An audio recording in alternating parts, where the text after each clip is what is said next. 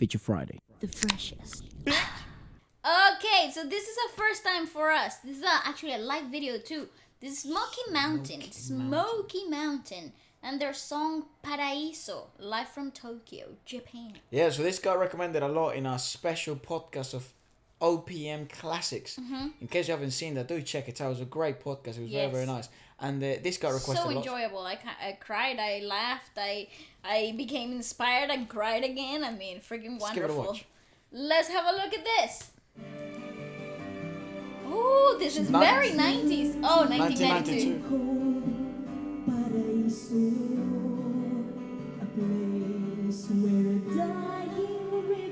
It's a boy group. I thought it was like a band. That's cool.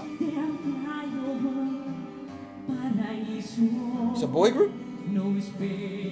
That's definitely a boy man, guy singing. I don't know. I think it's two. Maybe it's a co-ed. 2 girls, 2 boys? Yeah. I can't tell. Yeah, I think you're right. No idea. Let us know more about it. But vocally, I mean, Philippines. Freaking wonderful. The style though, I am so into that. Okay, I am so into recreating the fashion of the 90s, early 2000s. That is my obsession right now. Yeah, I think the only thing they can keep is the mullet. I think he looks amazing. I think that haircut, it suits some people. It really doesn't to others. But in this case, it really well put together. And the whole leather aesthetic with the shorts and the combat boots. I mean, that in high resolution, it works. You would be totally screaming, "Take my money" to that outfit. Yeah, we're screaming, "Allah,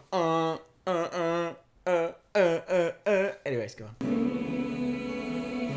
Yeah, interesting choice making that happen. I love that. Yes.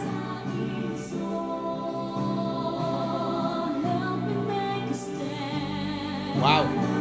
Oh, that's wonderful. Wow, so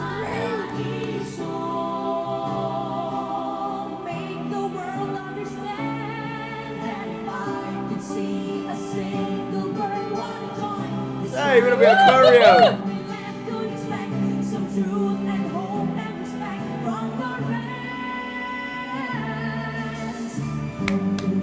Alright, let me talk about harmonies. And I'm talking harmony not only on outfits. I'm not talking harmonies not only on the vocals. I'm talking harmony on the choreo, the stepping, the everything is so great. By the way, the lyrics are beautiful. Learn to be free. Paraiso. My paradise. Yeah, Paraiso in Spanish means the same thing. Wonderful. I adore that. This is fantastic. The whole idea of the space, and it has that strong late 80s ballad. You know, like Scorpion. You know how like the band, how they had like they have like power ballads that sound like this in the late 80s. Rock bands used to make power ballads like this, the same sound aesthetic. And obviously 1992 is not very far off from probably the song came out in 1991. Yeah, and dragging those influences into the new decade. But it's so freaking wonderful. I adore it. Everything about this is right there in my top list. Very interesting how sounds evolve and how live sound has evolved over the years, right? Because that's a 31-year-old performance. Wow, that's a long time ago. Yeah, so that's a long time, dude. Yeah, I mean, it's like 30 years, I think, 29 years. Not that I'm great at maths, but it's something along those lines. Yeah. So it's very interesting to always have a look at that past, and see what sort of the industry and in this case the Asian market, it's Tokyo Music Festival, so this is what must have been really popular standard, though, in the whole of Asia, right? That's right. And that is one of the most competitive industries in the planet. It's always been, it seems, and now it seems to be one of the leading industries in the planet. So it's very interesting to see what kind of live sounds were popping in that moment. Really fire though. I love it. That's a really hard line for the girls.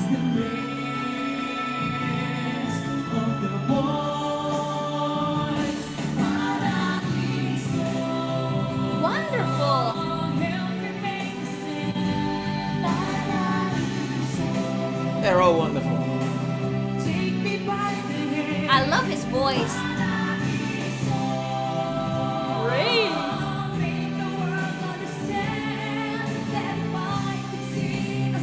Nice. That is a great take.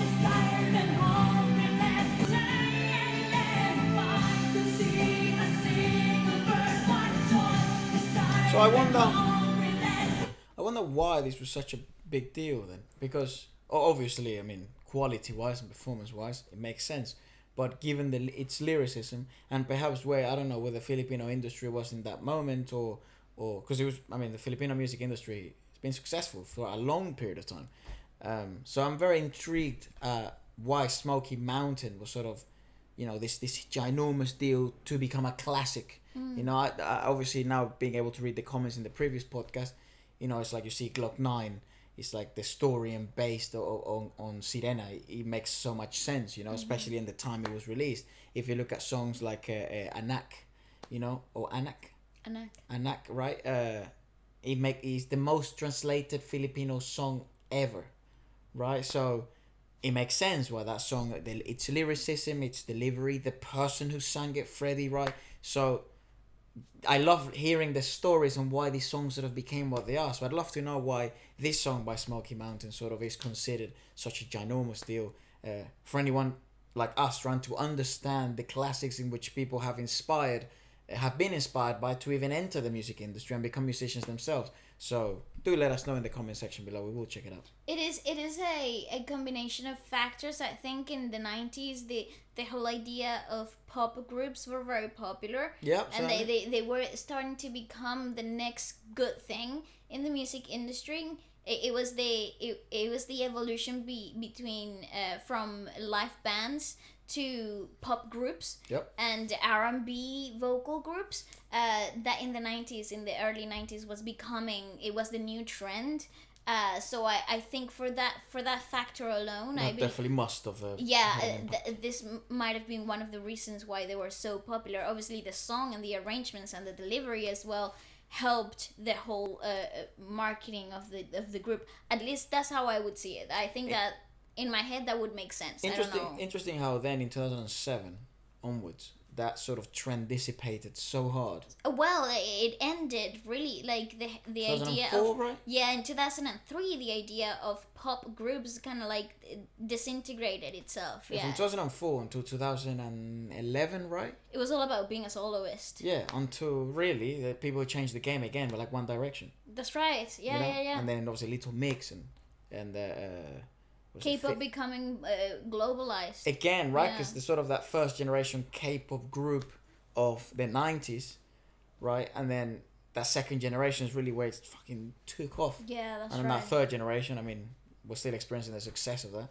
And obviously fourth generation now, it's like world domination. Yeah. Yeah, so it's really interesting. So at least that's how I see it. But the music industry is cyclical. Like, what. And next thing you know, we're back in the 80s making rock music and power ballads, and I'm there for it. Let's shake our long hairs and mullets. Yeah.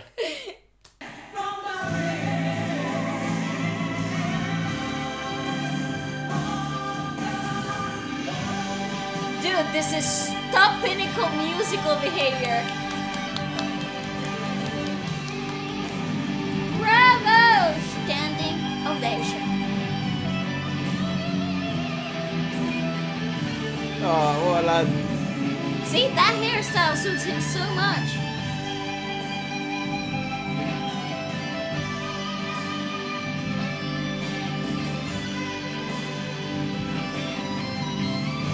Keep walking, bro. Keep walking. Stick to it. Yes. All right. That is top pinnacle music theater behavior. Everything, it's contemporary rock theater. It's like the rock of ages. Yeah. Life the West End, it's like watching In the Heights in Broadway. It felt so theater. Even like the delivery, the choreo, everything was very theatrical. I'm kind of biased into thinking that was amazing. Yeah. Also, another question on why. Yeah, even back then, right? The performances seem to be so theatre inclined. Yeah, so musical. Like it was like Musically, yeah, not musically, but musical. From like the theater performance itself. It's really cool. I wonder where those influences come from, because even the arranging of the pieces, it's very even the choreo to some extent, right? It's theater. It is indeed. It's a very acting through song type of like choreography. Absolutely.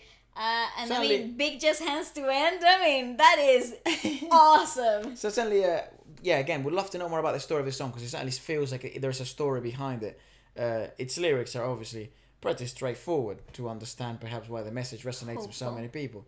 But yeah, perhaps historically why this became what it became would be great to know, and it probably will add more value to the acknowledgement of such peace now. Anyways, we will be. I look forward to reading this comment section, and goodbye.